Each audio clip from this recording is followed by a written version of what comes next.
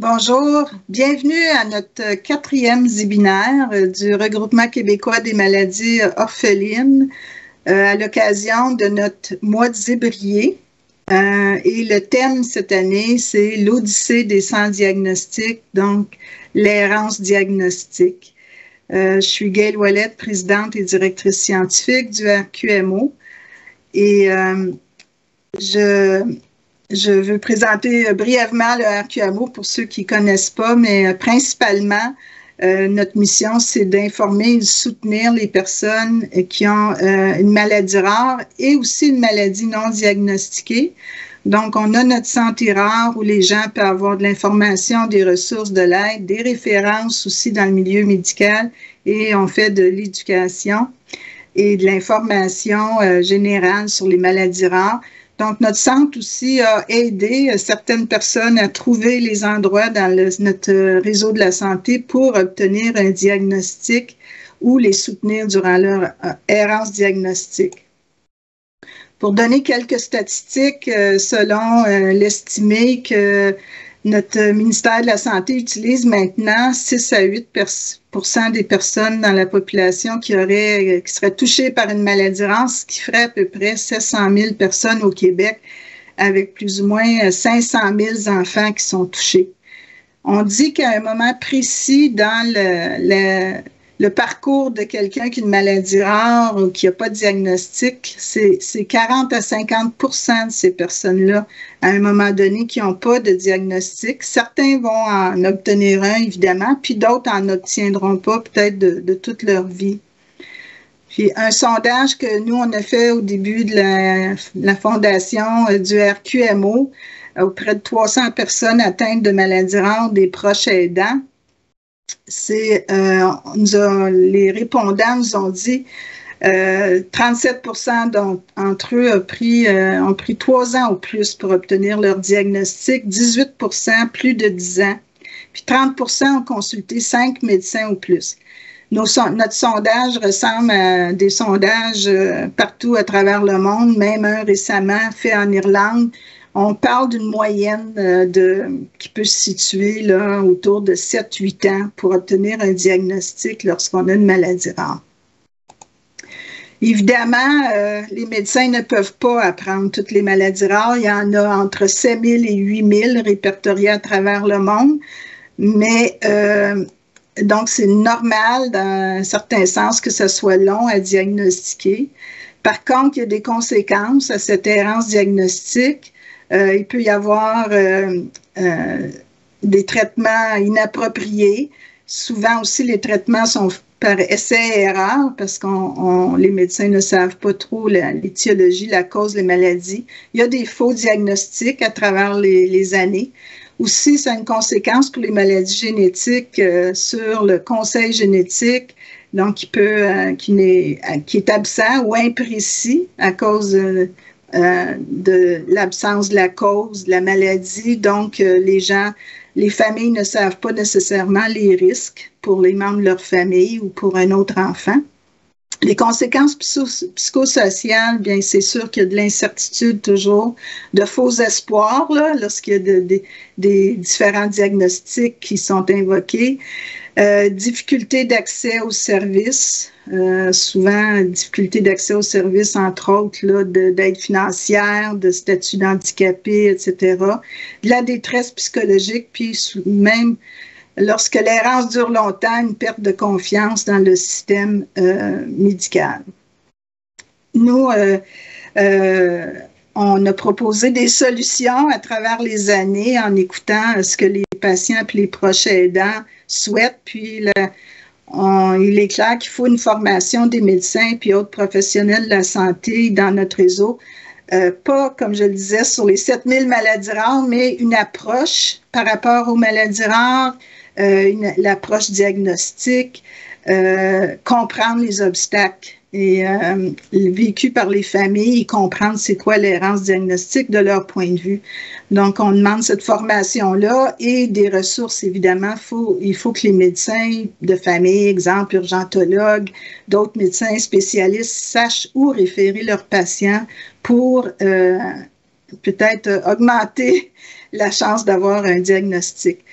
On se base aussi sur une expérience en France avec leur plan national maladies rares où ils parlaient de la culture du doute. Donc, les médecins osent penser aux rares lorsque ils sont arrivés au bout là, des tests et examens puis qu'ils n'ont rien trouvé. Je présente au cours du mois de février, on a des témoignages sur notre page Facebook. J'en présente 2 qui sont en lien avec le sujet aujourd'hui.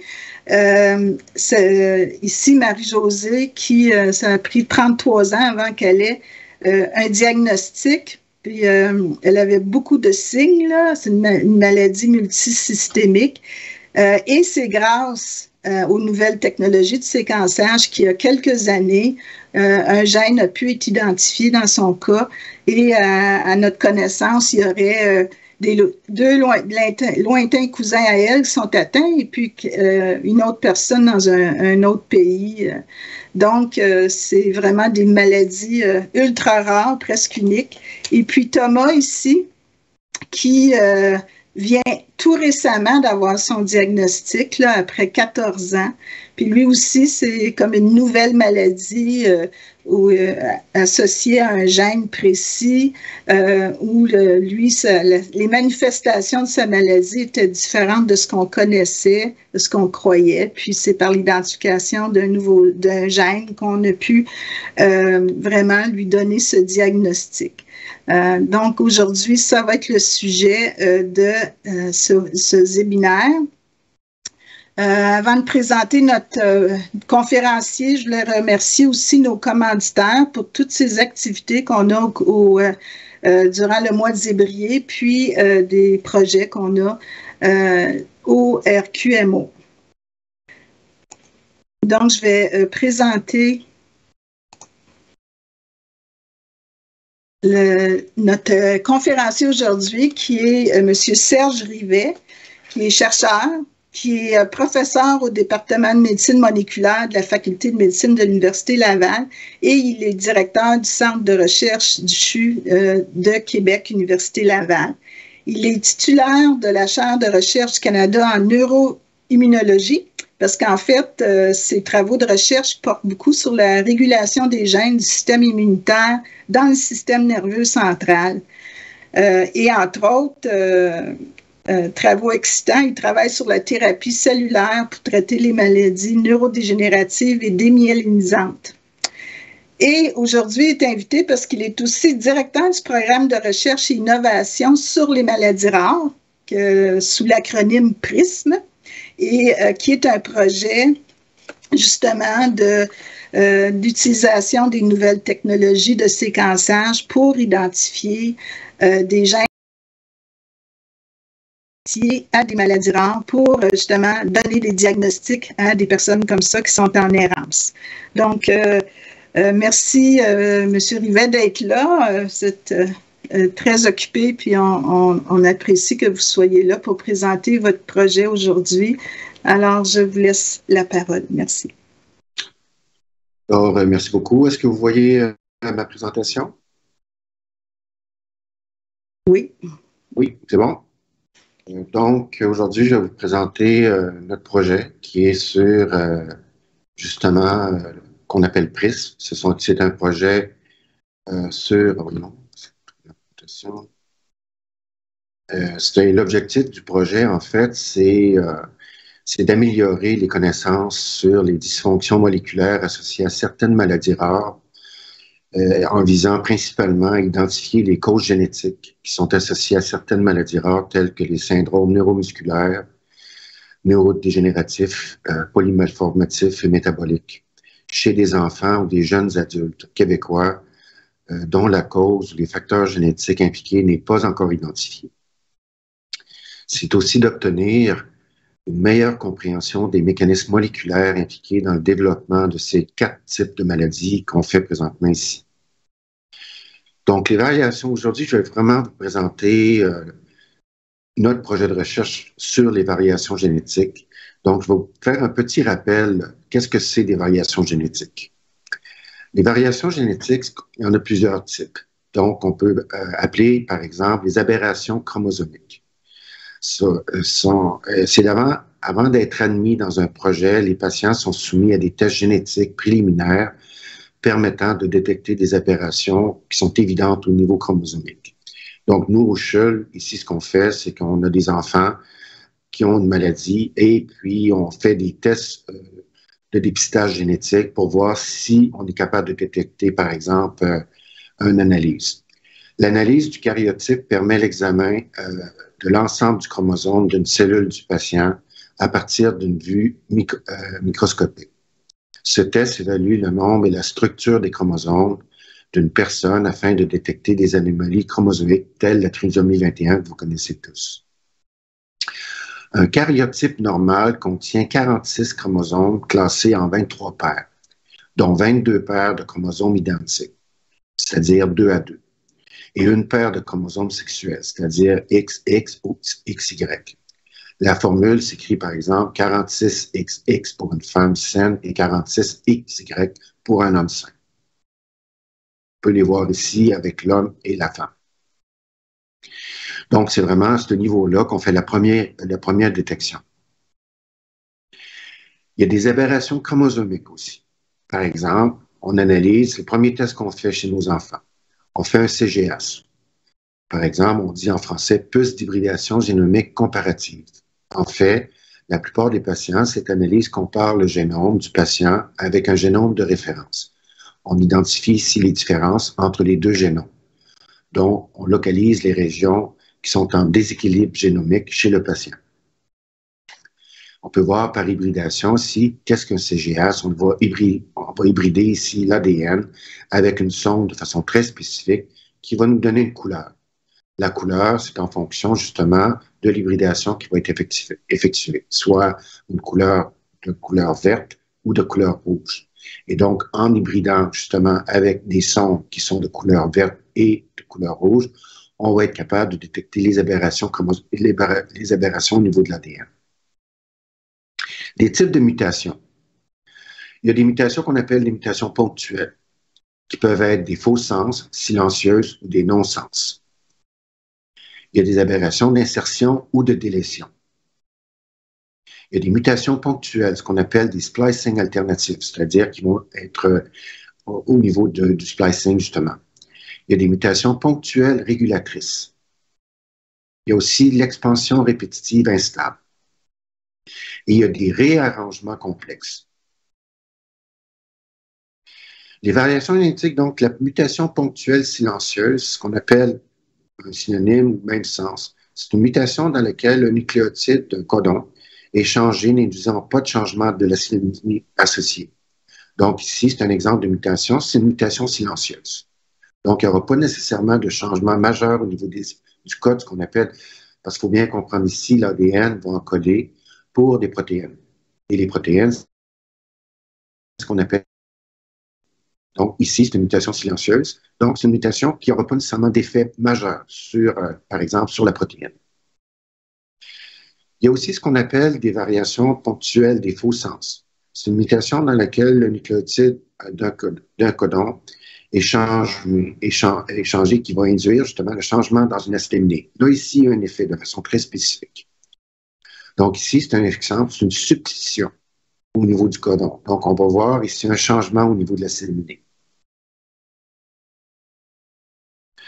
Il y a des variations génétiques, ce qu'on appelle les mutations ponctuelles non-sens.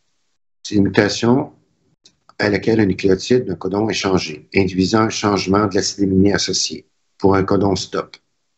La protéine résultante est tronquée et généralement, la protéine va être non fonctionnelle. C'est là qu'on va détecter une maladie. Les variations génétiques avec des conséquences de mutations ponctuelles non-sens. C'est ici qu'on va voir ici qu'il y a, par exemple, un changement au niveau de l'ARN messager qui va justement être associé avec une protéine qui ne sera pas synthétisée. Et il peut y avoir une protéine qui va être tronquée. Les variations génétiques, c'est-à-dire on appelle des conséquences de mutations ponctuelles non-sens. À ce moment-là, une mutation qui est justement non-sens, qui va médier justement un arrêt de la protéine. À ce moment-là, la protéine ne sera pas synthétisée. Il y a des insertions de délétion, avec ou sans décalage du code de lecture, ce qu'on appelle un frame shift. Ce sont donc un certain nombre de nucléotides dans une séquence. À ce moment-là, c'est ce qu'on va voir ici. On va avoir une séquence de l'ADN normale ou une insertion de la mutation ou une mutation dans l'insertion, c'est un frame shift. Donc, il va être associé justement à une protéine qui va être tronquée. Il y a des variations génétiques, ce qu'on appelle les mutations ponctuelles à clé motif.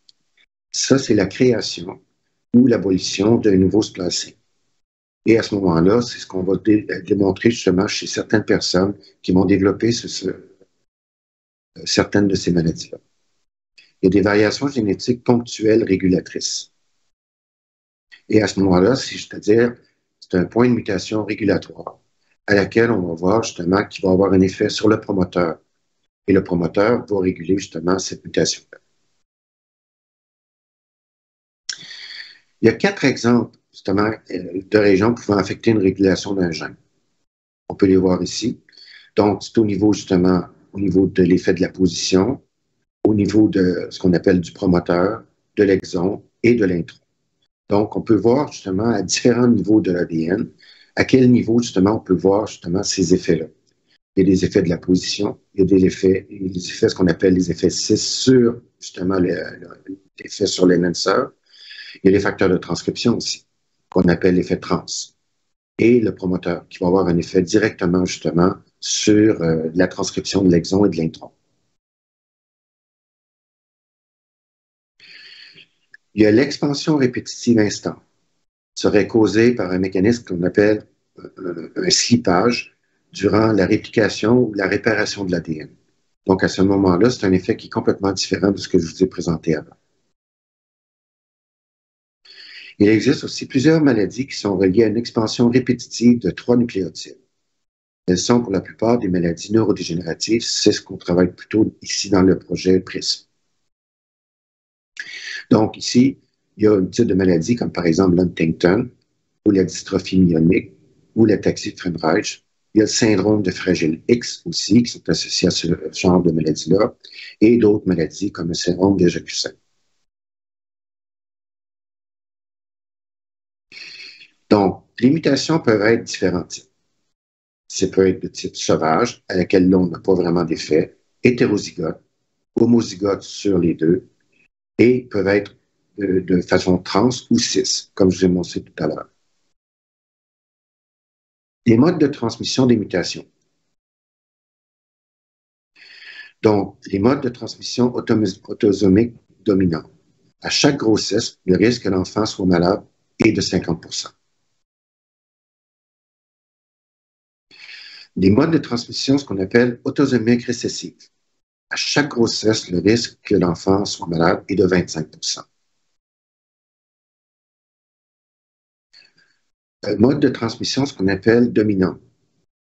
Donc, à chaque grossesse, le risque qu'un garçon soit malade est de 50% et qu'une fille soit malade est de 50%.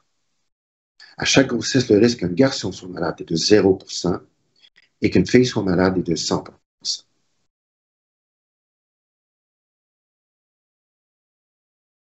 Le mode de transmission récessif.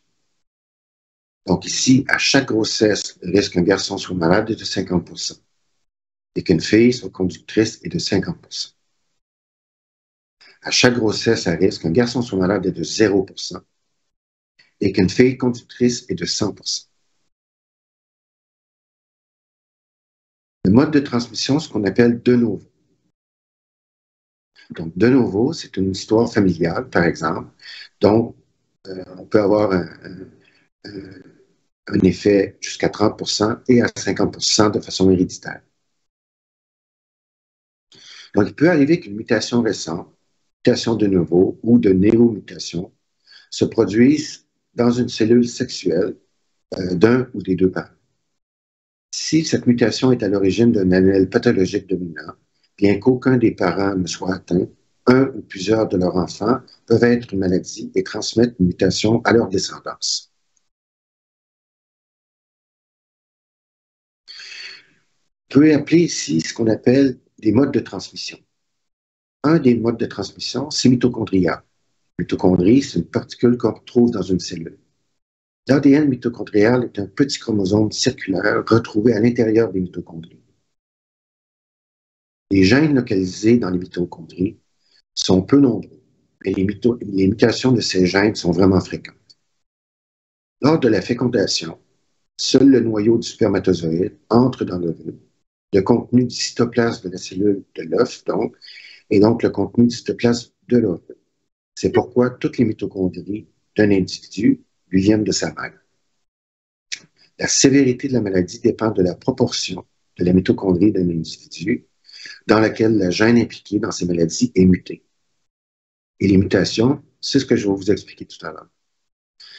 Donc, en effet, chaque cellule, il y a entre 500 et 2000 mitochondries. Elles se divisent de façon autonome à l'intérieur de la cellule et se répartissent aléatoirement dans les cellules filles lors de la division cellulaire. Donc, la méthodologie qu'on utilise est la suivante.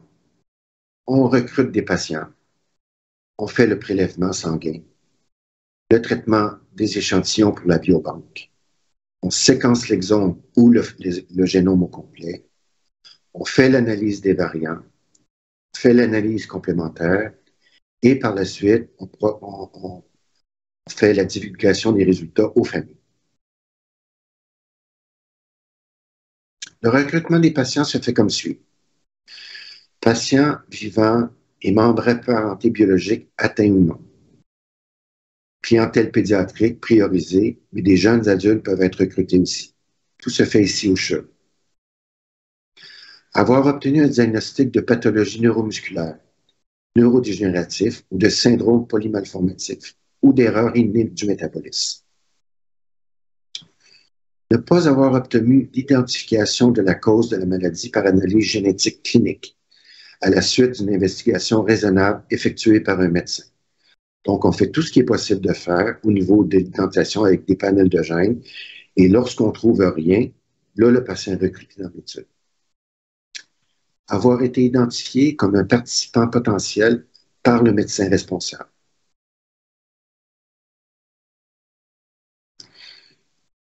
Dans la grande majorité des cas, il faut absolument avoir le trio, c'est-à-dire le père, la mère et l'enfant atteint. Ici, il y a des sœurs, etc., ou des frères, on les recrute aussi dans l'étude.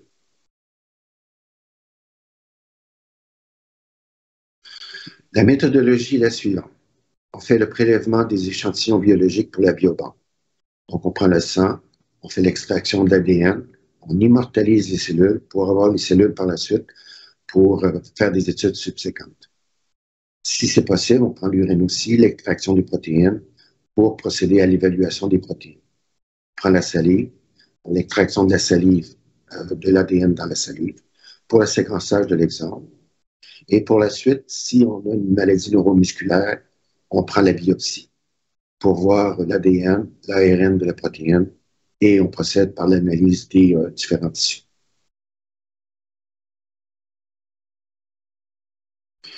Donc, l'extraction, c'est une extraction d'ADN classique à laquelle on procède justement par une extraction de l'ADN comme on le fait justement et pour la suite, on procède par l'analyse du séquençage. Aussi, on fait l'analyse justement de l'immortalisation des lymphocytes B.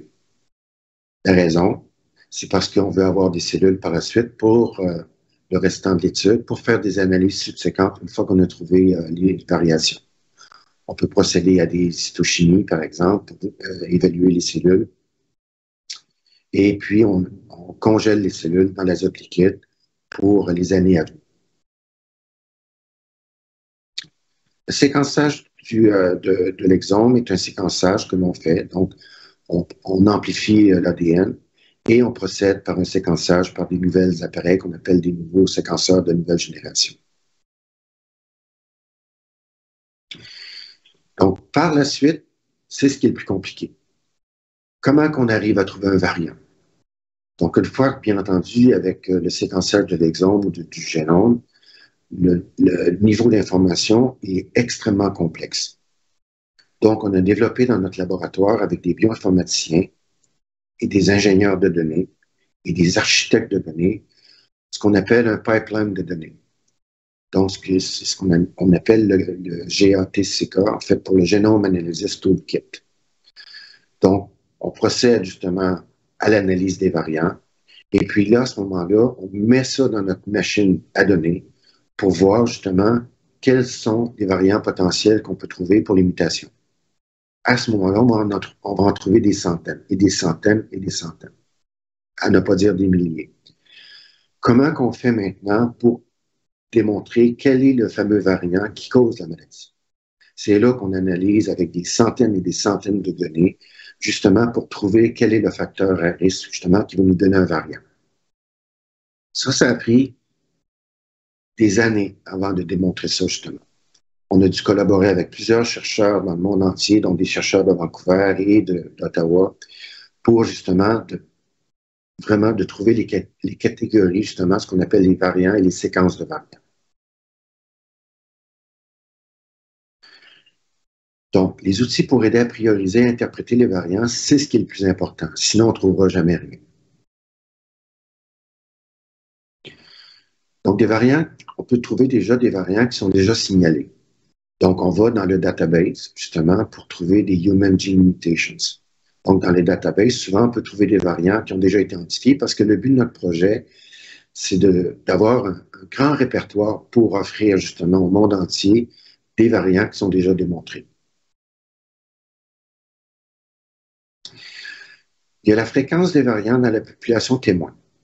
Donc, on peut voir, par exemple, des agrégations dans des consortiums exacts, des exomes de variants ou des projets, par exemple, des 1000 Genome Project qui sont déjà existants pour, justement, nous aider à interpréter les variants.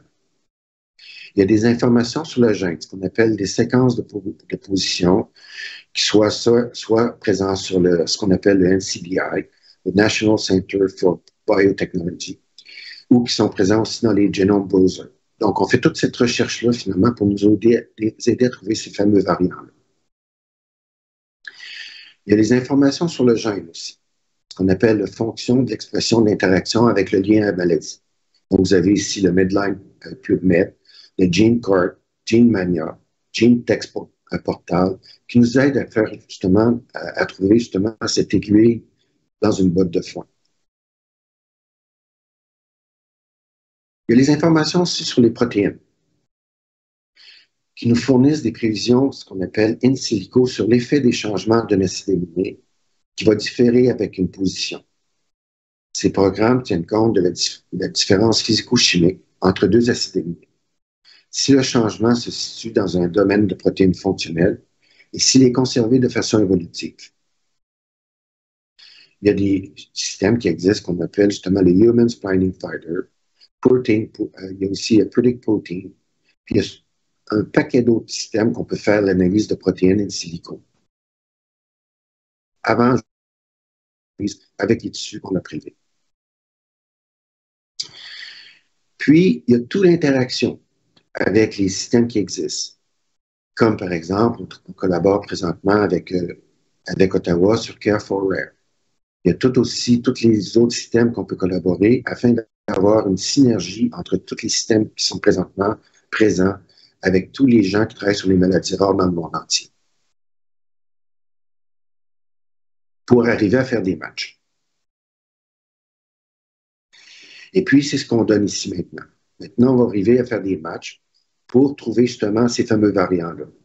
Puis les matchs, ça peut être avec Vancouver ou avec Ottawa, ou ça peut être aussi avec d'autres pays, pour trouver justement ces fameux matchs-là.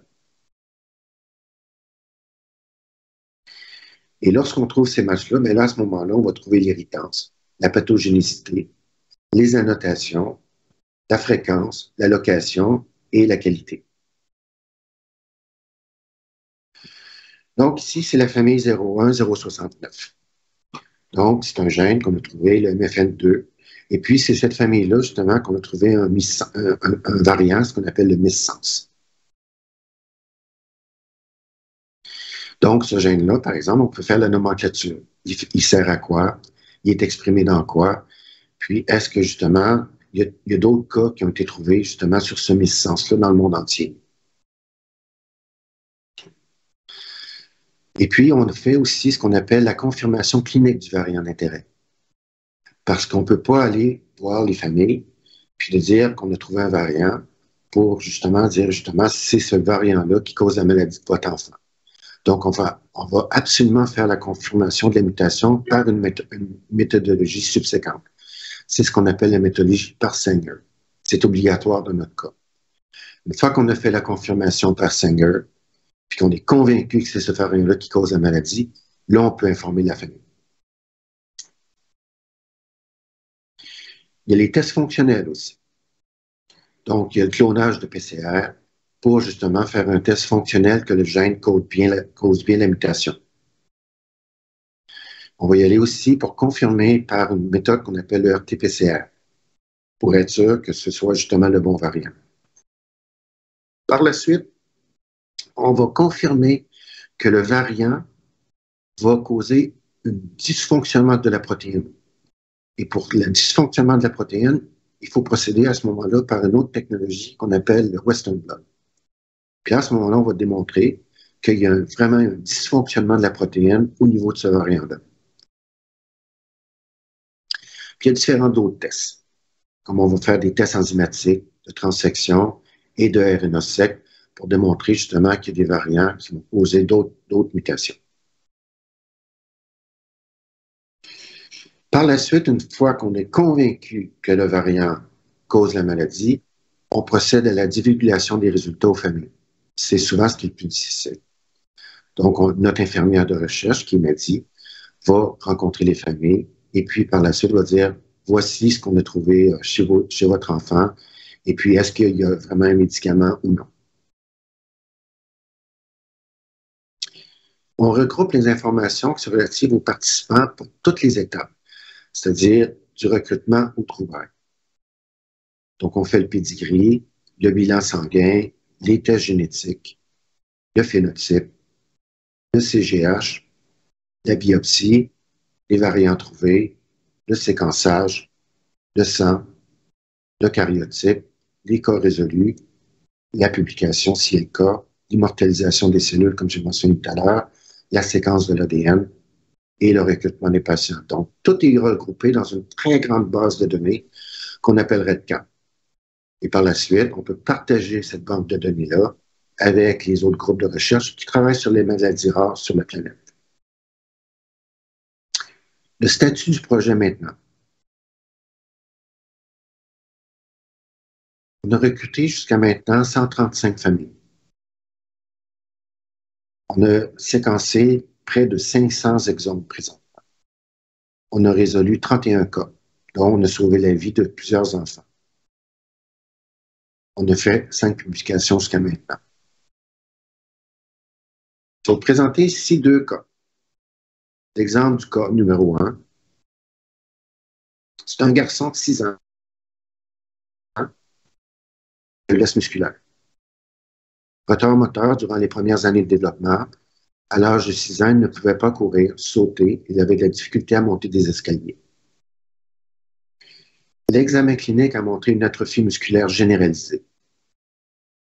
Les examens génétiques et cliniques approfondis ont été infructueux. Le participant et sa famille ont alors été recrutés dans le projet PRISM. Donc, le probant, carré noir, justement, le père, la mère et la sœur ont aussi été recrutés dans le projet. La consanguinité des parents laisse suspecter une transmission de type ce qu'on appelle autosomal. En raison des résultats négatifs des analyses, nous avons procédé à la biopsie musculaire, qui a montré la présence de corps de némaline en forme de bâtonnet qui sont indicatifs de myopathie à la némaline. Donc, on avait vraiment une idée ici que c'était le gène qu'on allait trouver. Le séquençage de l'exome a été effectué à la plateforme ici qui est au sud, ce qu'on appelle le Next Generation Sequencing, le NGS. Les variants ont ensuite été analysés par notre fameux pipeline de PRISM. Nous avons identifié une nouvelle mutation homozygote dans l'intron 144 du gène de la némuline. La mutation est classée par ce qu'on appelle variant unknown significance, par ce qu'on appelle l'American College of Medical Genetics and Genomics. Des mutations dans le gène de la némuline ont été associées à des myopathies à la némaline, telles que c'est suspecté à la suite de l'analyse de biopsie musculaire du patient. C'est ce qu'on trouve ici. Il est exprimé principalement dans le muscle squelettique. Il est étroitement associé aux filaments aux fins d'actine. L'extrémité, ce qu'on appelle le C-terminal ancré dans le disque Z du sarcomère.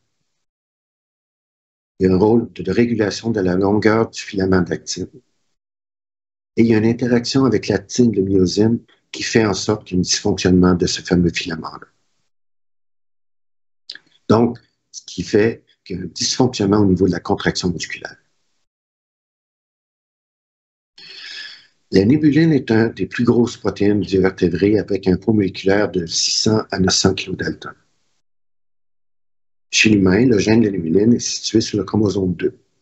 Il est constitué de 183 exons, dont 42 sont ce qu'on appelle épicés alternativement, donnant lieu à de multiples isoformes. Les exons 63 et 66, 82 105, 143 et 144, ainsi que 166 et 177 sont des exons épicés alternatifs. Les exons 143 et 144 n'ont jamais été détectés dans le même transcrit. Donc, c'est un ou l'autre. Cette substitution intronique profonde, située au niveau de la 118e paire de base, après la fin de l'exon 144, pourrait, selon nos prédictions, servir d'outil in silico de créer un nouveau site d'épissage alternatif, ce qu'on appelle l'épissage naturel. Le nouveau site d'épissage créé par substitution serait aussi fort que le site d'épissage naturel. Il pourrait y avoir une compétition entre les deux sites. Donc, les deux sites qu'on trouve ici entre l'exon 144 et l'exon 145 pourraient être utilisés. Une perturbation dans cette région pourrait affecter le niveau des isoformes ainsi que leur fonction. Donc, le séquençage des clones a permis de démontrer que ces bases additionnelles correspondent justement à la base la paire de base 118 de l'intron 144 juste avant la mutation. Ces résultats suggèrent que ce cas, justement, de nouveau site de splicing a été privilégié et qu'un pseudo-exon s'est formé. L'ajout de ces 118 paires de bases provoque un décalage de la lecture en changeant ainsi la séquence d'acétaminé pour introduire ce qu'on appelle un codon stop prématuré. Ces ARN messagers mutés sont susceptibles de devenir la cible de dégradation, ce qu'on appelle un non-sens mediated decay. C'est un processus de dégradation naturelle des ARN instables. Donc, effectivement, très peu de clones avec cette rétention d'introns partielle ont été détectés. Ceci suggère que ces isoformes sont instables. L'expression des fragments 142 et 145 de la nébuline chez le patient est diminuée d'à peu près 35%, à peu près 34% lorsqu'on le compare à un contrôle sain. Donc, ce qui suggère que certains isosomes de la nébuline sont affectés par la mutation dans l'intron 144. La diminution du niveau d'expression, mais aussi la modification du ratio des isoformes pourrait perturber l'activité de la nébuline. Dans l'ensemble, ces données suggèrent que la nouvelle mutation homozygote dans le gène de la nébuline altère les niveaux d'expression et ou de la fonction de la protéine dans le musculétique de ce patient. Il est donc fort probable que ce variant soit responsable de cette maladie chez ce jeune patient. Donc, on vient de publier cette étude-là l'année dernière et l'auteur principal, c'est Nathalie Laflamme, qui est responsable du projet, justement, avec mon infirmière de recherche, qui est Nadiri. Exemple de patient numéro 2. 5 patients provenant de 3 familles originaires du Saguenay-Lac-Saint-Jean. 3 d'entre eux sont décédés. Un à l'âge de 16 mois, d'une encéphalopathie épileptique sévère. Un autre prématuré à 36 semaines de grossesse. Et un autre qui présentait de la microcéphalie accompagnée d'une ischémie hypotoxique. Les 2 patients vivants présentaient des phénotypes de microcéphalie, retard du développement, crise épileptique, myélène anormale, etc. Variant trouvé. Nous avons identifié chez les probants une nouvelle mutation homozygote pathogénique dans le gène du PLP, qu'on appelle le pyridoxal phosphate binding protein. Une déficience du PLP-BP est associée à une épilepsie précoce dépendante de la vitamine B6, ce qui concorde parfaitement avec les phénotypes et les caractéristiques cliniques observées. C'est très intéressant. Les 2 patients vivants avaient des antécédents de suppléments prénataux pris par la mère pour justement soulager la nausée, causant de hautes doses de pyridoxine.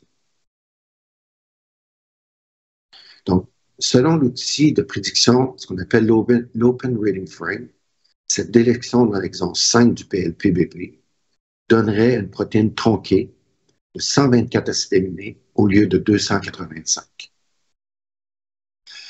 Donc, l'analyse qu'on a fait ici, c'est ce qu'on voit les bandes ici, c'est un Western blot qui est fait chez les 2 patients vivants confirme l'absence de cette protéine. La connaissance de la présence de cette délection de ce qu'on appelle la PLP-BP fondatrice dans la population canadienne-française faciliterait le diagnostic prénatal. Dans le contexte où justement le PDE est suspecté, dans un traitement justement à la pyridoxine ou dérivé, devrait être amorcé. C'est ce qu'on a fait chez ces patients-là. C'est une autre étude qu'on a publiée ici avec notre équipe justement de pédiatres et de neuropédiatres justement avec cette famille-là du Saguenay-Lac-Saint-Jean. On a publié aussi d'autres papiers justement sur le TDI2 chez un enfant qui démontrait des microcéphalies. Entre autres, c'est un cas qu'on a publié dernièrement. Et on collabore avec l'équipe de Care for Rare justement pour démontrer justement d'autres de ces maladies-là. Ça, c'est un autre papier qu'on vient de publier, justement, avec une incidence de 2 familles avec un mécanisme de neurodégénérescence, justement.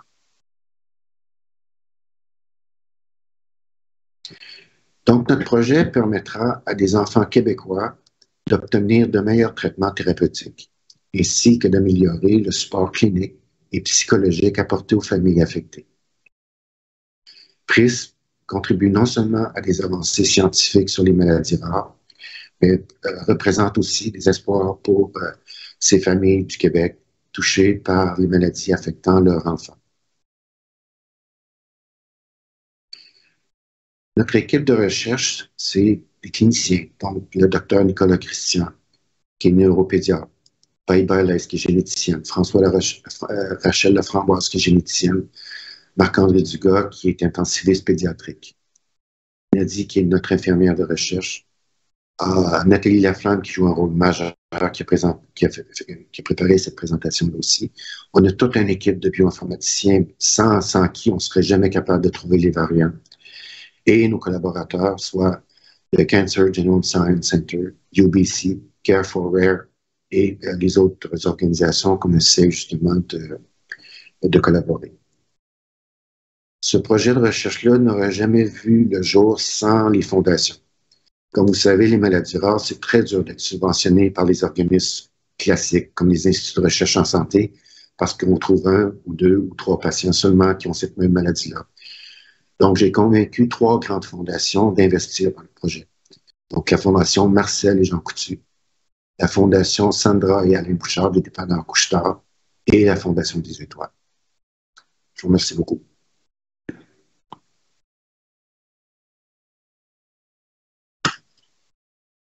Merci beaucoup, Dr. Rivet, pour cette présentation-là qui était à la fois éducative et informative pour ce qui est des résultats.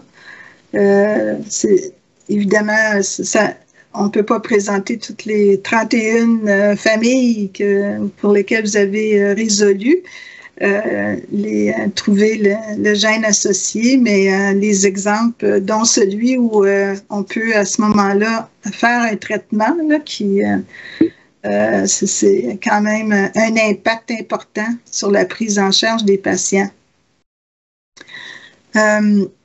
Justement, pour ce deuxième cas-là, avec la pyridoxine, vous aviez mentionné que la mère avait en prénatal pris des médicaments contre la nausée. Est-ce que vous pouvez préciser encore plus finalement l'impact que ça a eu? Oui, ça peut faire en sorte que souvent, dépendamment de la mutation, si, par exemple, il n'y a pas d'effet aggravant, par exemple, ben, la protéine ne sera pas nécessairement tronquée ou changée. Mais le fait souvent que la personne, la mère, durant la grossesse, peut prendre un médicament, par exemple, contre la nausée, etc., ben, ça peut favoriser justement l'expression de ce variant-là. Puis là, à ce moment-là, c'est là que, par exemple, on peut voir que, dépendamment, parce qu'il y a des, comme par exemple, elle avait perdu, par exemple, au cours de sa grossesse, les enfants avant. Est-ce que c'est ça qui a causé ça? On ne le sait pas vraiment, mais c'est possible que ce soit un facteur de risque additionnel qui peut faire en sorte que le variant ben, va s'exprimer de façon plus importante. Puis à ce moment-là, ben, l'enfant va naître justement ou naîtra pas justement parce que le variant va être vraiment surexprimé à cause de la médication.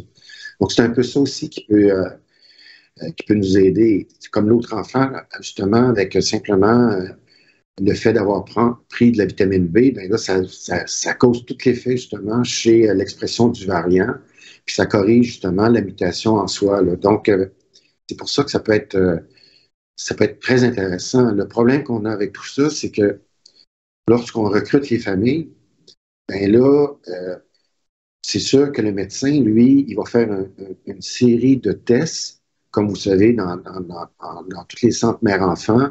Puis là, il va nous la référer par la suite. Et là, nous, c'est là qu'il faut trouver rapidement, est-ce que, justement, on peut trouver un variant, puis le variant, ben, est-ce que, justement, il y a quelque chose qu'on peut faire, justement, sur l'expression de ce variant-là avec un médicament qui peut exister présentement. Le problème qu'on a aussi dans notre cas, c'est qu'on ne va pas nécessairement recruter des gens qui ont des maladies très graves, qui ont décédé, par exemple. On recrute des patients qui sont vivants. Donc, c'est pour ça qu'on essaie de voir justement avec ce niveau-là. Puis, c'est un peu l'idée de tout ça, mais là, présentement, je sais qu'on est rendu avec le recrutement justement de d'autres. Puis là, on a acheté des nouveaux appareils maintenant pour faire ce qu'on appelle le génome au complet, puis pour voir justement si on ne peut pas retourner en arrière, justement, chez des enfants qu'on n'a pas trouvé encore les causes. Puis là, c'est ce qu'on est en train de faire présentement. Bien, juste pour être clair puis pas faire peur aux femmes enceintes, là, ici, il n'y a pas un grand risque pour toutes les femmes enceintes là, de prendre des médicaments durant leur grossesse pour que ces maladies-là arrivent. C'est dans le cas précis du mécanisme génétique de ces maladies-là que la prise de ces médicaments-là a un effet. C'est juste parce que c'est des maladies très, très rares. Là. C'est pas, on peut pas conclure que ces médicaments-là vont causer souvent. Non. OK, je voulais juste clarifier au cas. En fait, il y a tellement de maladies rares que souvent, ben là, on a un cas parmi des millions qui finalement dit, ben là, on a trouvé ça, puis c'est peut-être à cause de ça que le variant s'est exprimé. Mais tu sais, c'est tellement rare que c'est un cas parmi des millions et des millions que finalement, on a réussi à trouver celui-là, mais c'est ça. On a mis le doigt dessus, on s'est dit, bon, ben peut-être que c'est ça qui fait que le variant s'est exprimé de façon anormale, puis la protéine a été tronquée. Ça fait que c'est un peu ça, finalement, là, mais c'est pour ça que c'est tellement difficile d'arriver. Puis le but de notre projet, c'est d'arriver à créer un registre, finalement, un répertoire que s'il y a un cas qui arrive au Japon, en Chine, en Europe, bien, la personne dit « Oh, il y a un cas que j'ai trouvé avec ce variant-là à Québec, puis que ça vient d'une famille du Saguenay-Lac-Saint-Jean. Ben, c'est le même cas que j'ai dans ma clinique.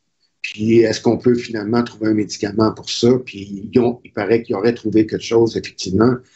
Puis, le regroupement sur les maladies rares, c'est ça le but. C'est de créer un registre avec lequel, ben, s'il y a une personne qui développe une maladie neuromusculaire, une maladie neurodégénérative, etc., puis que finalement, tous les tests qui ont été faits ont été négatifs, puis qu'il y a une personne qui a trouvé un variant, ben, c'est le but d'aider, justement, le consortium sur les maladies rares, justement, parce que, comme j'expliquais avant, c'est très difficile d'être subventionné présentement sur les maladies rares parce que c'est un cas parmi des millions. Puis c'est là la frustration des gens. C'est pour ça que j'ai parti ce projet-là avec des fondations pour dire, ben nous, notre but, c'est qu'ici, dans le centre mère-enfant, ben il y a beaucoup d'enfants malades. Puis que là, finalement, il faut essayer d'aider les familles, d'aider les personnes pour dire, écoutez, il faut absolument se pencher sur ça parce que c'est un problème qui est extrêmement important. Puis c'est pour ça que les médecins sont très investis justement dans ce projet-là parce qu'il y a vraiment une volonté à créer ce fameux registre-là des maladies rares au niveau piscé. Puis on en parle de plus en plus maintenant au niveau mondial de créer ce registre-là. Justement, avant de continuer, je veux juste dire à l'auditoire, profitez-en. On a le directeur du centre de recherche du CHU de Québec là, qui vient de faire une présentation sur les dernières technologies pour diagnostiquer des maladies. Gênez-vous pas de poser des questions. Vous pouvez les écrire dans le QER, là, et puis pour les personnes anglophones, dans le QEA, au bas de votre écran. Gênez-vous pas. Justement, je ne sais pas si vous avez vu, là, c'est la fin de la semaine dernière ou cette semaine, dans Nature, il y a eu un très bel article éditorial là, qui appelle aussi à ce que tout le monde partage à travers le monde les informations sur les variants. Là, vous, on a remarqué, vous avez comparé avec l'équipe à Vancouver, l'équipe à Ottawa, au CHIO, mais puis il y a certaines bases de données centralisées, mais je pense qu'on on souhaite qu'il y ait encore plus de partage de données. Parce que, comme vous dites, sont tellement rares, ces variants-là, ces maladies-là. Le plus qu'il y aura de partage avec accès à tous les chercheurs, le plus de cas on va pouvoir identifier. Est-ce que vous êtes d'accord avec ça? Ben, c'est un peu pourquoi on a formé une collaboration très étroite avec le groupe à Ottawa, avec Kim Boycott, justement, parce que le but de tout ça, c'est de se partager l'information, des patients. C'est pour ça que nous, on a une banque de données qu'on a justement dans un logiciel qu'on appelle REDCap, à laquelle tout est là. Tout est présent, les symptômes du patient, le variant qu'on a trouvé, les traitements, les protéines. Donc, tu peux cliquer sur ça, puis tout est disponible. Le but de tout ça, c'est de créer ce registre-là, puis de le partager au niveau mondial. Puis là, à ce moment-là, si nous, on peut avoir accès justement aux autres banques de données, ben, ça va nous aider aussi parce que nos médecins, ben, lorsqu'ils ont un patient avec lequel tout ce qu'ils ont essayé, parce que le but du projet, puis là, présentement, au CHUL, on va faire justement ce qu'on appelle la génomique clinique. On ne le faisait pas encore parce que au Québec, c'est très frustrant d'être arrivé en 2022 puis de ne pas être capable de faire la génomique clinique dans nos hôpitaux. Encore aujourd'hui, en 2022, on prend l'ADN puis on l'envoie aux États-Unis, on l'envoie à différents endroits qui vont faire des panels de gènes. On n'est plus rendu là. Là, on est rendu qu'on prend l'ADN puis on l'envoie sur un séquenceur puis on fait le full génome. On est capable de le faire. Là. Puis ça, on est en train de le faire présentement au CHUL. Donc, ce qu'on va être capable de faire présentement, c'est un enfant malade, qui est très malade, on ne sait pas ce qu'il y a. Tout de suite, on fait le prélèvement sanguin, on prend l'ADN, puis on l'envoie le séquencer directement ici dans le bloc R. Le 2-3 jours plus tard, on arrive avec le pipeline de données, puis on est capable de voir c'est quoi les variants. Puis c'est là qu'on est rendu en 2022. Ça, c'est, je pense que ce qu'on attend là, depuis quelques années, puis qui devrait commencer cette année, c'est le Réseau québécois du diagnostic moléculaire, c'est ça? Exactement. Puis vous avez votre rôle là-dedans. Oui, parce que je voudrais qu'on précise aussi aux gens qui nous écoutent que présentement, ce que vous faites, là, c'est essentiellement de la recherche. Vous, votre équipe à Vancouver, à Ottawa, à Montréal, c'est pour la recherche. Donc, il faut que des familles soient recrutées pour la recherche. Et justement, c'est pas un test qui est encore courant en clinique. Est-ce que vous avez espoir qu'on va finir? Les panels, c'était déjà un progrès pour identifier des personnes sans diagnostic. Mais est-ce que vous avez espoir que bientôt, en 2022, qu'au Québec, on acceptera le séquençage au moins exomique pour la clinique, sur toute personne qui n'a pas de diagnostic? Est-ce que vous avez espoir de ça? Bien, nous, présentement, dans 3 semaines, on commence le diagnostic clinique au CHUL. Donc, on a tout développé ça, puis on a développé des panels de gènes qu'on fait nous-mêmes maintenant. Le problème qu'on a eu avec ça, c'est de convaincre le gouvernement qu'on était capable de le faire. Puis ça a été très dur de convaincre le gouvernement qu'on était capable de le faire. Puis là, ils ont compris qu'on dépense des millions et des millions d'analyses génétiques à l'extérieur de la province pendant qu'on a l'expertise pour le faire. Okay? Puis ce qui me frustrait dans le projet, moi, là, c'est que je n'étais pas capable d'informer les familles parce que c'était un protocole de recherche. Ouais. Et je n'étais pas capable de dire ça aux familles là, parce que j'avais séquencé ça sur mes séquenceurs dans mon labo. Là. Puis là, ça me frustrait. Là. Puis là, j'allais voir le médecin, puis en cachette, je disais, regarde, variant, c'est ça. Là. OK? Prouve-les en clinique, là, puis informe la famille. C'est pas logique, là. C'est absolument pas logique là, que je suis obligé de faire ça en cachette. Là. Puis de dire, regarde, le variant, c'est vraiment celui-là. Va le prouver en clinique, là. Ouais. Après ça, informe les familles, là. On n'est plus rendu là en 2022, là. Ouais, en 2022, là, on est rendu qu'on devrait séquencer tout ça nous-mêmes. Puis tout de suite, quand on trouve de quoi, on informe les familles, on informe le médecin traitant, puis il y a de quoi qui existe pour soigner l'enfant, là. Oui.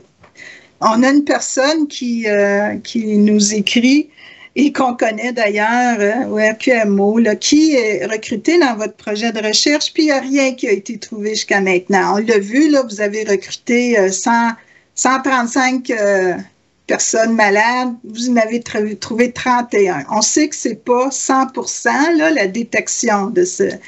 Donc, cette personne-là demande, est-ce que dans le futur, il y aura d'autres choses? Évidemment, je pense qu'on est rendu aussi, vous en avez parlé, là, vous avez fait l'exomique, mais il y a le génomique, il y a la RNA, il y a même d'autres choses, l'épigénétique. Est-ce que vous allez aller vers ces nouvelles technologies-là aussi? Chez les familles qu'on n'a rien trouvé jusqu'à maintenant, on retourne en arrière parce qu'on, comme vous disiez, on a isolé les cellules. Donc, on a les cellules. On a l'ADN, on a tout là. Puis maintenant, il y a des nouvelles technologies. On a acheté un nouvel appareil qui est extrêmement puissant. OK? C'est un nouvel appareil qui nous permet de retourner en arrière et de faire le génome au complet. C'est ce qu'on n'avait pas fait avant. C'est beaucoup plus compliqué à faire l'analyse des variants avec le génome au complet. Nous, on est rendu là. Donc, on veut retourner en arrière chez les familles qu'on n'a rien trouvé pour voir justement si on ne peut pas développer une nouvelle technologie pour justement en arriver à peut-être trouver des variants qui nous ont manqué justement avec des nouvelles technologies, de séquençage de nouvelles générations avec ce qu'on appelle le full genome sequencing. On ne le faisait pas avant, on n'avait pas l'appareil. Là, maintenant, on est tout équipé dans le centre de génomique pour faire ça. Puis, on est en train de développer ce qu'on appelle le pipeline de données pour l'analyse des variants avec ces nouvelles technologies-là. Bon, ben, c'est encourageant de voir qu'il y aurait des avancées. Juste une dernière question, là. Il n'y a pas beaucoup de temps, mais j'aimerais ça que vous, parce que c'est une question qu'on a beaucoup, qui est difficile à comprendre des fois pour les familles. Vous avez parlé des fameux VUS, là, qu'on appelle en anglais, mais qui sont des variants à signification incertaine. Rapidement, pouvez-vous dire pourquoi là, on dit que c'est incertain, donc on ne peut pas dire que ça, c'est la cause de leur maladie et juste rapidement là, pour qu'ils comprennent mieux. Ben, c'est les VUS, en fait, c'est ça, c'est que il y a tellement d'instabilité qu'à ce moment-là, ça nous permet pas de prédire à 100% sur est-ce que ce variant-là va causer une mutation dans un acide aminé. C'est là le problème qu'on a avec ça. Parce que ça peut être une mutation ponctuelle, ça peut être... Puis nous, il faut absolument que le variant soit associé avec un dysfonctionnement de la protéine. Sinon, ça donne rien. Ce fameux variant-là, il faut qu'il y ait un dysfonctionnement de la protéine. Sinon, il n'y aura rien, il n'y aura pas de changement. C'est un variant, tout le monde a des variants, tout le monde a des mutations, là, etc. Mais ça ne veut pas dire que ça va être une protéine tronquée, une protéine mutée, une protéine qui va être dysfonctionnelle. C'est là toute la profondeur de l'analyse de la génétique, finalement. C'est pour ça que nous, on prend l'ADN, puis on prend les protéines, puis on fait tout l'éventail de l'analyse biochimique pour voir justement si tout ça, c'est ce qu'on a fait avec la nébuline, entre autres, pour démontrer que c'était vraiment une protéine c'était extrêmement touché, c'était sur l'exon 144. Là. C'est pour ça que finalement, lorsqu'on a publié, les arbitres nous ont demandé vraiment les preuves que la protéine était modifiée. Puis on a procédé avec des biopsies musculaires, etc., pour démontrer que toute l'analyse était effectivement défectueuse à ce niveau-là, au niveau justement de ce petit acide aminé-là qui était non fonctionnel. Bien, ça, c'est bien. Vous avez bien expliqué parce que l'affaire, c'est quand les familles reçoivent des rapports de tests génétiques puis qu'ils voient les VUS, là, ils font toutes sortes de recherches sur ces gènes-là. C'est bien là, qu'ils fassent des recherches, mais il faut bien leur expliquer que vous faites le bon travail là, pour prouver oui ou non. Puis peut-être éventuellement, vous allez prouver qu'un certain VUS là, est vraiment le variant en question. Effectivement. Ben, on doit arrêter là. Je vais juste dire que notre mois de zébrier continue. En fait, le prochain webinaire, la semaine prochaine, c'est justement vos collègues à Care for Rare.